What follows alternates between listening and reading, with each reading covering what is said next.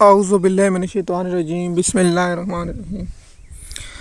M S news HD5 کی ناظرین السلام علیکم۔ امید ہے آپ لوگ سب خیریت سے ہوں گے۔ آج کا ہمارا مین ٹاپک ہے کہ عمران خان کی القادہ ٹرسٹ کیس کی سماعتوں کا، اور اس کے بعد توشہ خانہ 2 کیسوں کی سماعت کا، اور PTI کی راولپنڈی میں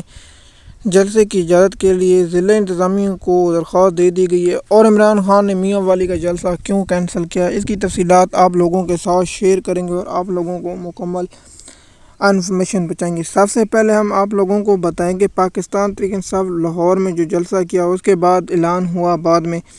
کہ ہم اگلا جلسہ میاں والی میں کریں گے، اور اس کے بعد میاں والی کے ہاکی اسٹیڈیم کے لیے درخواست دے دی کہ جو میاں والی میں ہاکی اسٹیڈیم ہے وہ ہاکی اسٹیڈیم خاص بنا ہوا ہے، لیکن حقیقت میں ہاکی اسٹیڈیم ہے نہیں، اس لیے وہاں درخواست دے دی۔ اب آتے ہیں کہ عمران خان جب اڈیالہ جیل سے ملاقات ہوئی رہنماؤں کی، تو عمران خان نے کہا کہ جی جلسہ راولپنڈی میاں والی میں ہم نہیں کرتے، کینسل کرتے ہیں، اور اگلا جلسہ ہم راولپنڈی، اس کے بعد ہم مینار پاکستان پر جلسہ کریں گے۔ اب عمران خان کے حکم کے بعد کھلبلی مچ گئی۔ PTI کے جو ملے ہوئے لوگ ہیں ان کو بہت غم، ان کو بہت صدمہ پہنچا۔ عمران خان کا یہ فیصلہ درست تھا۔ پنڈی کے جلسہ دیکھتے ہیں، پنڈی کے جلسہ ہوگا، اور اس کے بعد عمران خان نے کال دیا کہ پورے پاکستان میں جمعرات کے روز، پورے جمعے یا جمعرات کے روز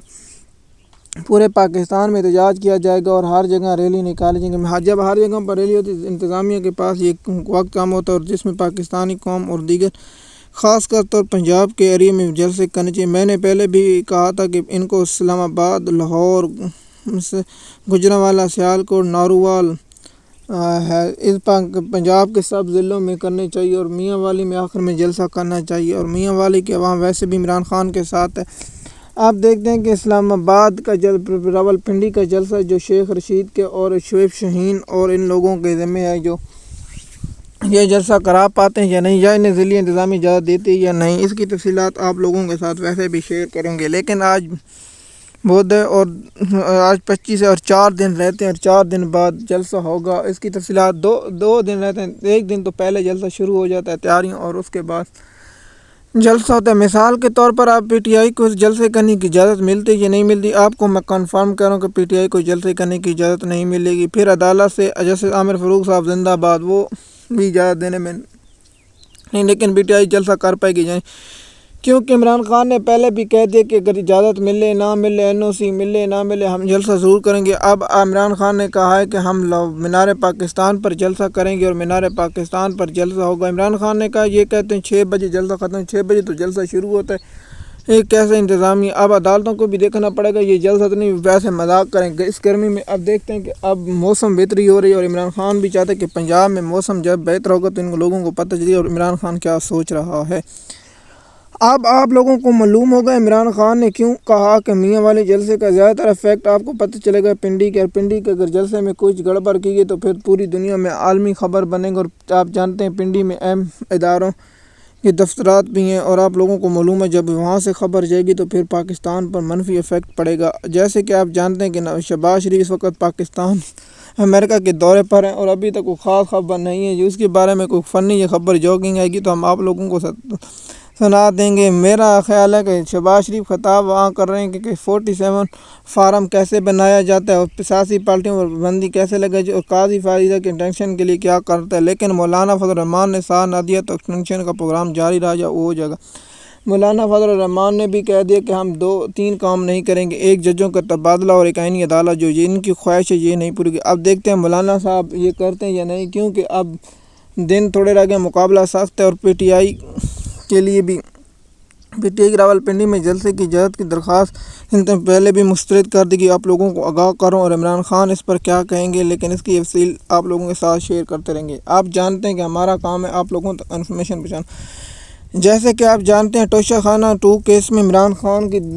درخواست ضمانت فیصلہ 26 تک منتوی، اور 26 کو اس القادہ ٹرسٹ کیس کی بریت میں اسلام آباد ہائی کورٹ میں سماعت ہے، وہ کل سماعت ہوگی۔ اس کی تفصیلات ہم آپ لوگوں کو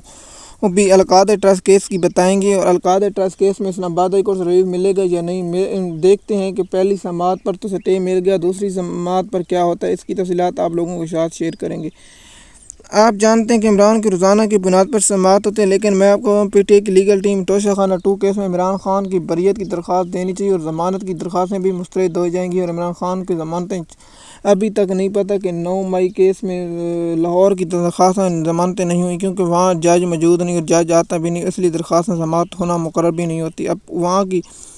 میں پہلے بھی کہہ چکا تھا، سلمان صفدر نے عمران خان کو بہت بری طرح پھنسایا۔ عمران خان یاد رکھے گا سلمان صفدر نے میرے ساتھ کیا کیا۔ اب اس پر میں ٹاپک بناؤں گا سلمان صفدر کی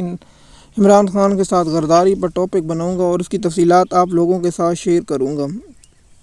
ایم ایس نیوز HD5 کی ناظرین، ہمارا کام ہے آپ لوگوں تک انفارمیشن۔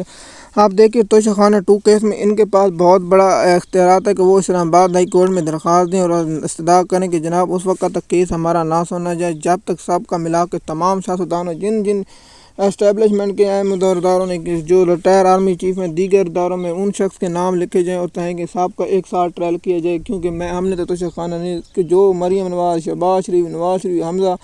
شاہد خان عباسی، مکتا اسماعیل، دیگر جو لوگوں نے زرداری، بلاول بھٹو، حمزہ، شہباز شریف، مریم اورنگزیب سب نے لی ہوئے، لیکن ان کے خلاف نہیں، صرف عمران خان کے خلاف اور ان کی اہلیہ کے خلاف۔ حالانکہ انہوں نے زرداری خاندان نے اور نواز شریف خاندان نے جو توشہ خانہ سے گاڑی لی ہیں وہ بھی نہیں لے سکتے، لیکن ان لوگوں نے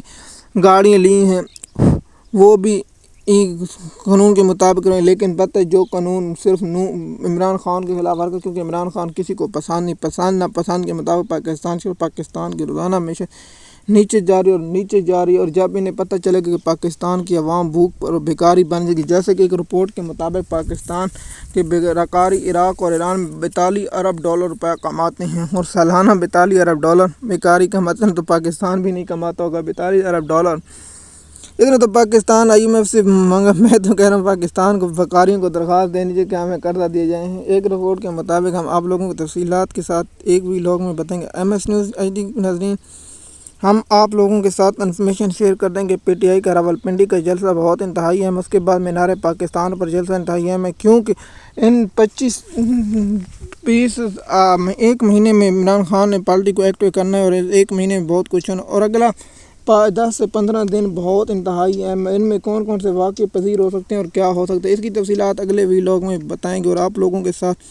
انفارمیشن شیئر کریں گے تاکہ آپ لوگوں کو انفارمیشن مکمل مل سکے۔ MS نیوز HD کی ناظرین، امید ہے یہ ویڈیو آپ کو پسند آئے گی۔ شکریہ۔